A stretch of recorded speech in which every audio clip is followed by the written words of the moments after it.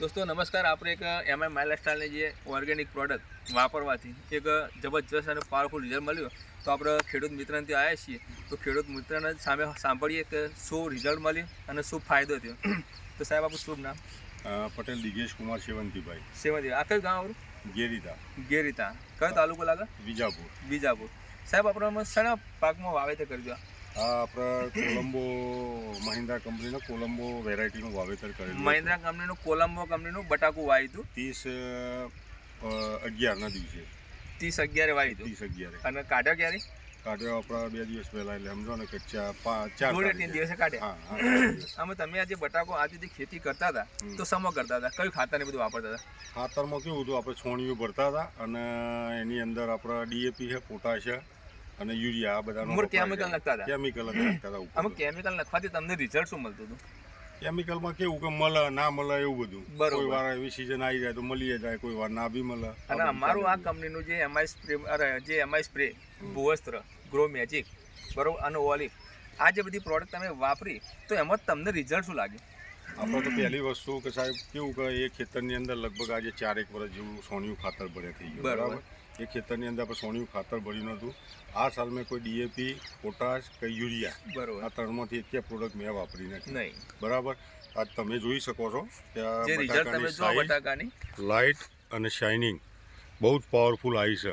અને લગભગ મારા 1 વીઘાનું સમજો 160 કટ્ટાનું ઉત્પાદન મળેલ છે, બરોબર। એટલે અંદાજે કેટલા મણ થાય? અંદાજે 16-48 ને 400-450 મણ। 450 મણ। અને જેમ કે પહેલા વાતા તો કેટલો ઉતારો મળતો હતો? એ લગભગ 300 આજુબાજુ, એટલે 100 મણ પ્લસ થઈ ગયું। તો આજે તમે જે ખર્ચો કર્યો ઉગી નીકળ્યું। બીજું આમાં મહેનત કેટલી પડી? પહેલા યુરિયા ખાતર નાખતા હતા, મહેનત વધારે પડતી હતી કે ઓર્ગેનિકમાં વધારે? ના, કેમિકલ નાખવામાં વધારે મહેનત પડતી હતી। આ તો વન ટાઈમ એક નાખી દીધું આપણે જે પાયાની અંદર, બરાબર, અને 2 સ્પ્રે ઉપરથી આપણે બસ। હવે આ બટાકું સમજી લો કે તમે મને એવા મેસેજ હતા કે તમે 8-10 દિવસ પહેલા આ બટાકાનું શાક બનાવ્યું હતું ઘરે? હા, બનાવ્યું હતું। કેવું હતું ટેસ્ટ? એકદમ મીઠું, બજાર કરતા તો 1 નંબર બેસ્ટ। મારા બીજો વાયેલો છે, એ બટાકાનું શાક ફોન તમે આખો ડિફરન્સ આવી જાય 100%। તો સમજી લો કે જે બી આ ખેડૂત આ વિડીયો જે જોઈ રહ્યા છે એમને તમે શું કે ઓર્ગેનિક ખાતર વપરાય? આ કંપનીની દરેક પ્રોડક્ટ વાપરવા લાયક છે। હું તો ખેડૂતોને વિનંતી કરું છું કે તમે પણ મગફળીની સિઝનથી શરૂઆત કરી દેજો। આ વસ્તુનું રિઝલ્ટ બહુ સારું છે। અને બીજી વસ્તુ, મેઇન વસ્તુ કે આ ખેતરની અંદર મારા 2 વર્ષથી લગભગ સ્કેપનો પ્રોબ્લેમ આવતો હતો। સ્કેપનો, બરાબર। ભૂવસ્ત્ર નાખ્યા પછી આપણે જે તમે ખાતર આપ્યું હતું ને દાણાદાર, એ દાણાદાર ખાતર નાખ્યા પછી એક દાણો સ્કેપ નહીં આવી, બરાબર। મેઇન વસ્તુ તો એ છે। બીજું કે જે રોગ આવતા ફૂગ ના, ફૂગ તો બિલકુલ આવી નહીં। ફૂગનો તો 1 રૂપિયાનો સ્પ્રે કર્યો નહીં, બરોબર। બીજા ખેતરમાં ફૂગ આવતી? હા, બીજા ખેતરમાં બધામાં કર્યો નહીં, ઓમાં બિલકુલ આવી। બીજો કોઈ રોગ કેવા કયો આવતો તમારો?